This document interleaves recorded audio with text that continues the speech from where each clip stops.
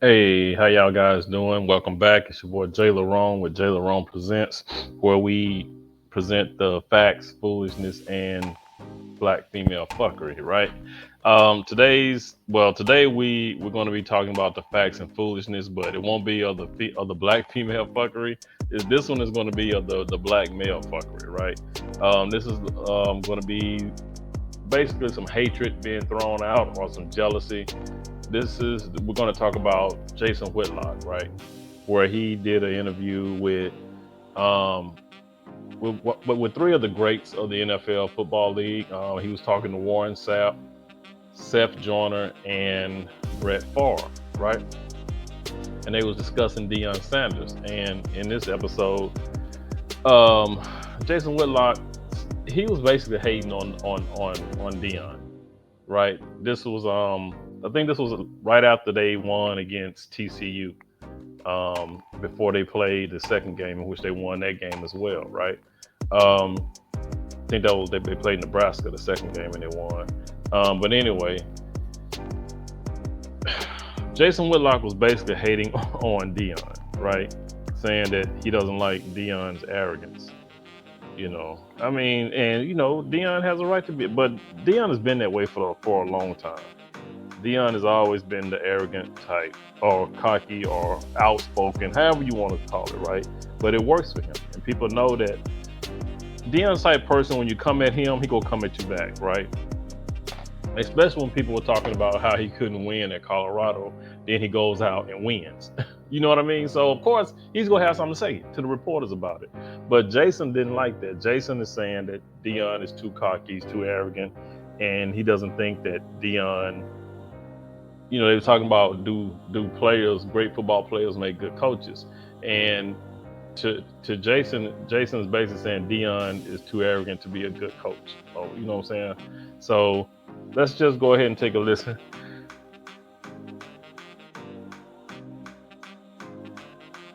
Excuse me, I had to mute myself for a second. But yeah, but just take a listen to what Jason had to say in this conversation about Deion, right? This shit don't make no. To me, it sounds like he's hating. He doesn't really have a reason to hate. He might not agree with Deion being so outspoken or, you know what I'm saying, or arrogant, but still, that's Deion, right? But like I said, he basically just hates on the man because he's arrogant and cocky and good to be, you know what I'm saying? So let's take a listen, y'all. Fair use, fair use. Ooh, I wake up like this. I wake up like this. I like it. We were having a very fascinating discussion about Deion Sanders. And Warren was this close to getting me to believe that Deion's going to be super duper successful at Colorado.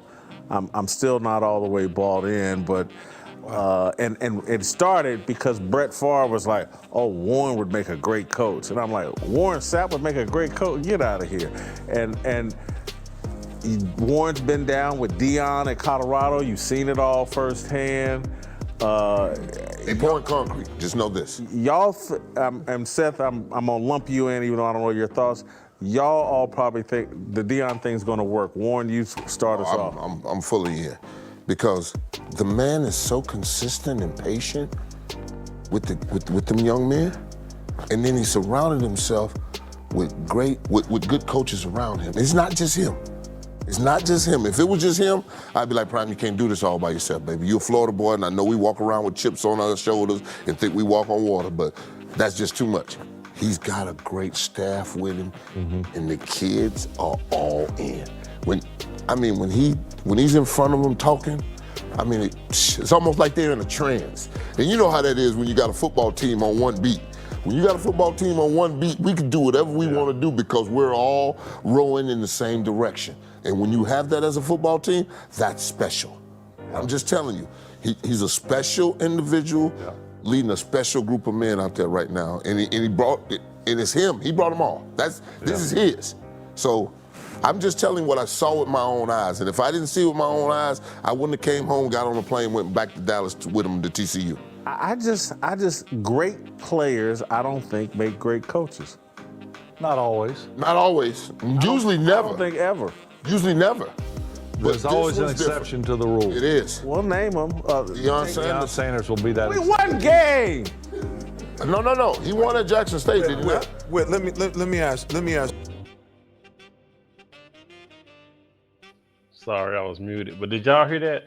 Did y'all hear how when he said that Deion could be a great coach and Whitlock just blurted out, he won one game? I mean, really? But like they were saying, all the games that he won at Jackson State, right?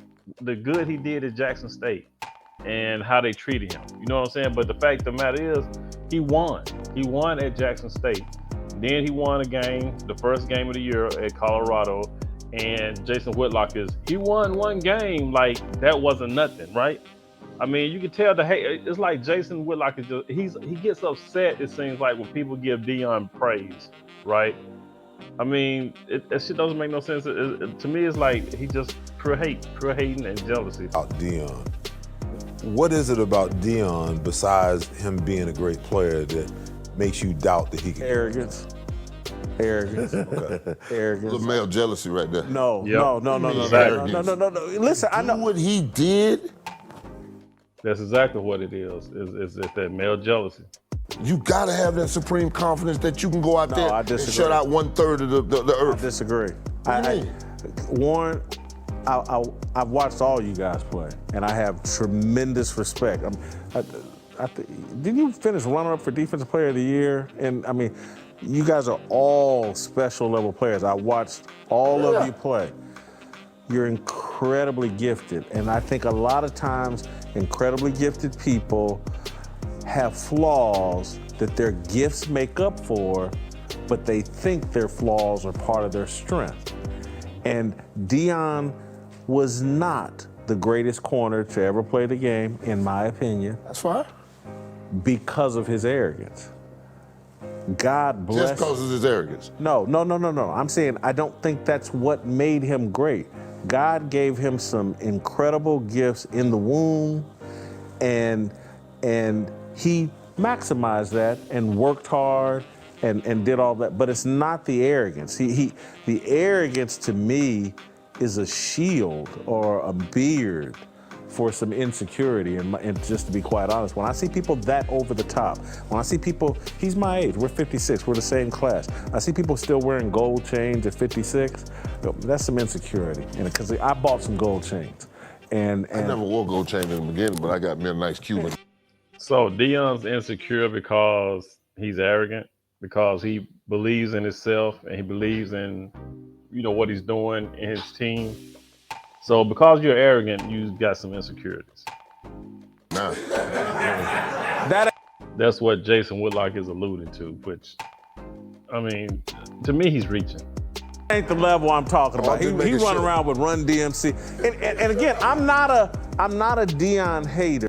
Does Deion still wear big fat gold chains like back in the day, the big fat dookie chains? Does Deion still wear those? I ain't paying that much attention. I don't think he does, but I don't know.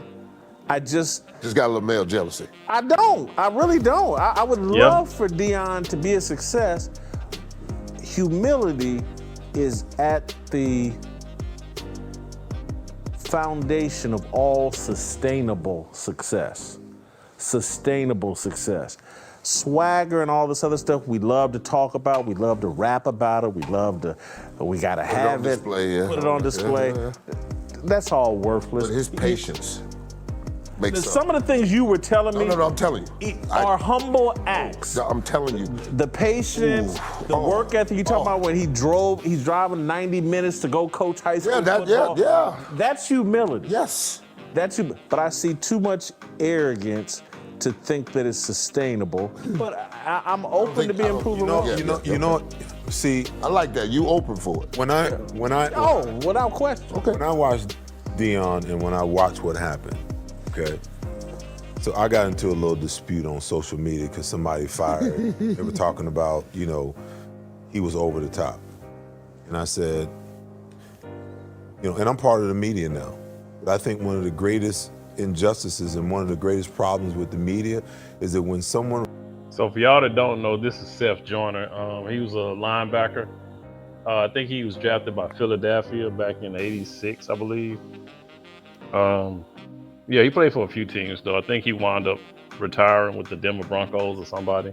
But I know he played for Philly, I think the Packers and somebody else. Was it Arizona?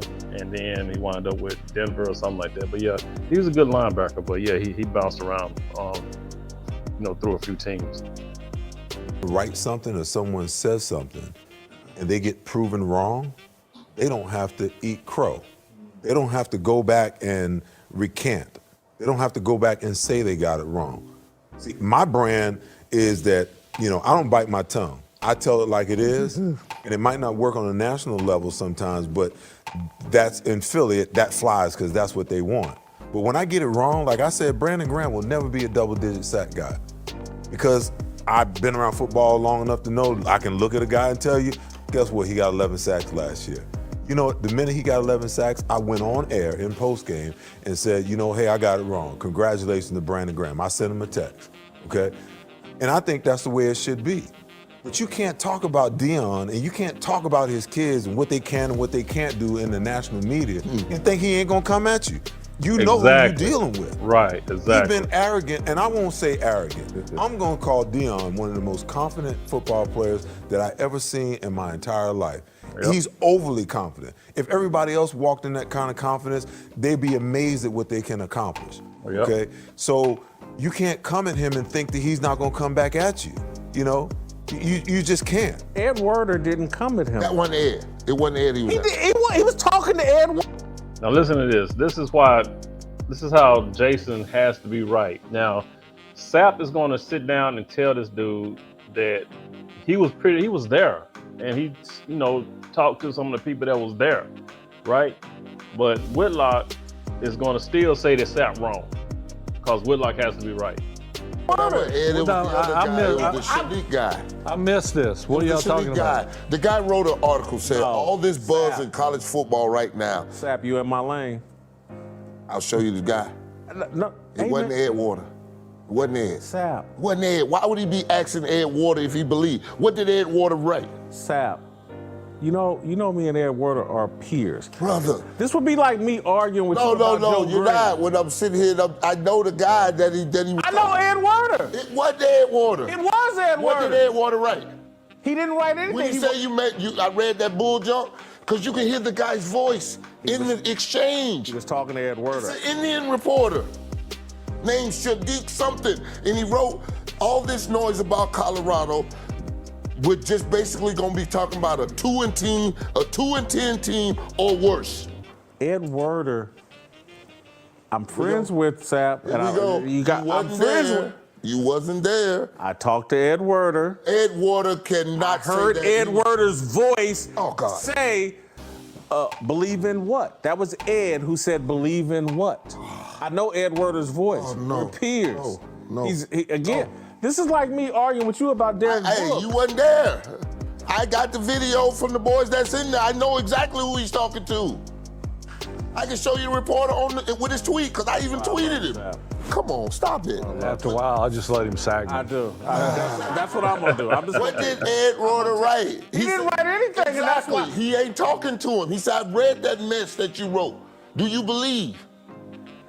And the guy said, believe in what? That wasn't Ed Werder. I believe they're going to win more than 2 games. Absolutely. They'll be 2-0 after this week. I think A great player. This dude he's. Yep, and they are what? Colorado's 3-1 now. They just lost yesterday, which was Saturday.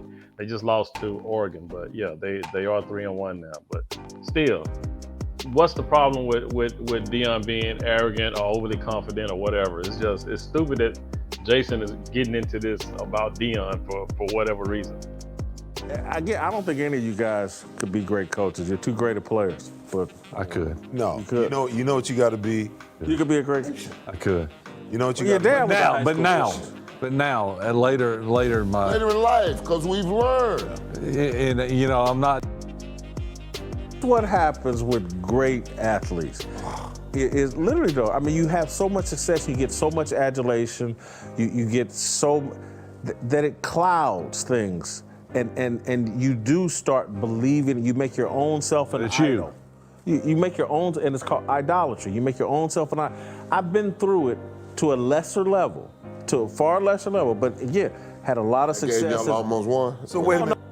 So what Jason is trying to say is that because Deion was so great, that pretty much his success went to his head. So now he's all up in his head thinking he's all that, instead of being a little humble. You know what I'm saying? That's basically what Jason Whitlock is saying. He's saying that Deion, is big-headed, is what he's trying to say. No, I'm talking about as a journalist. As a journalist, I'm just checking. I'm a Hall of Fame journalist, sports journalist. I'm a Hall of Fame sports journalist. They got one of those? Yeah, they do. Yeah, they do. And I've been through that mental deal where I thought I'm it. Look, mom, Jason, daddy, everybody counting on me. Blah blah blah. Have there been It ain't me. Have there been coaches in the NFL that you think that have been non-players that are guilty of that same thing that had success?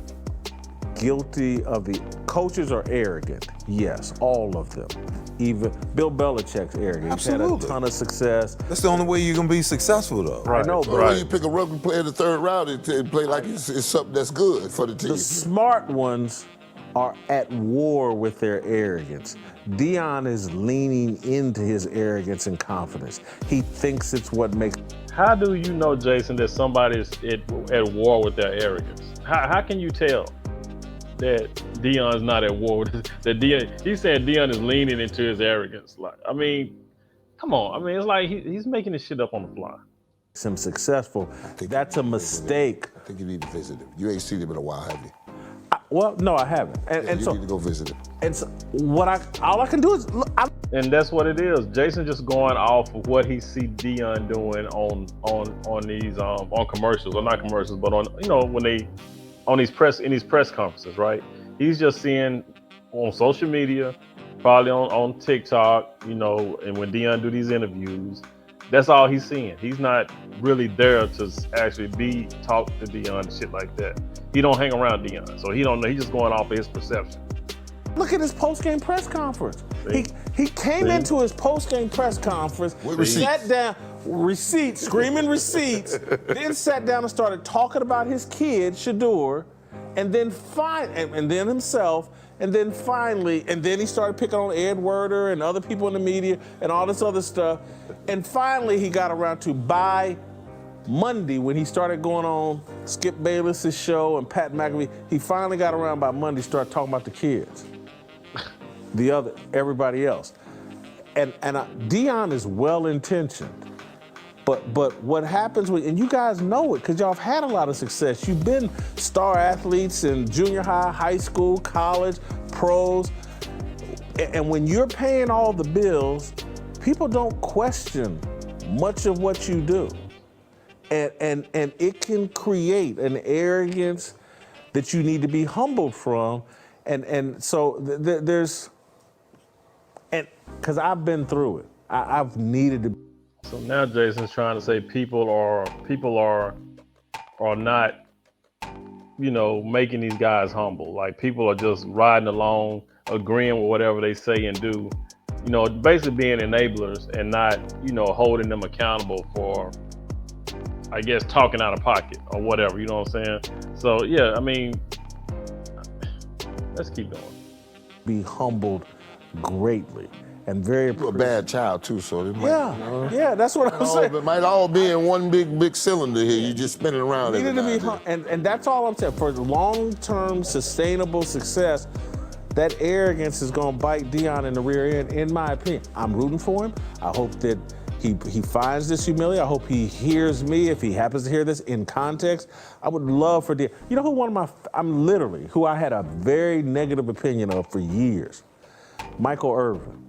And then I sat down with Mike, and I'm like, oh my God. That dude's passionate. All about everything. Yes, he's authentic. And I get all the flaws, because every mistake that Michael Irvin ever made in his life, I'm very capable of having. Okay, well, yeah, that's pretty much it. They're at the end of that conversation. But tell me what y'all think, man. Y'all think Whitlock hating on Deion? I mean, of course, Deion, we all know Deion is arrogant. We all know he has a mouth. And like Seth Joyner said, you can say he's overly confident. But he believes in his team. He believes in his kids. He believes in his son. And that's all that matters, right? Why are you so, bent on he's just too arrogant? You know what I'm saying? Then got mad because they mentioned the game that he won. Oh, it's only one game. I mean, I don't know, man. Y'all tell me what y'all think about this interview, man. Do y'all think that Whitlock was really hating on Deion? I mean, it sounded like hate to me. Could have been male jealousy. Maybe he just don't know Deion. He's just going off the clips and interviews and all that mess. But yo, drop some comments down below. Tell me what you think. It's your boy Jay Larone. Y'all please be good to yourself by all means. Let's be good to one another, and I'll catch you guys in the next one. Peace out.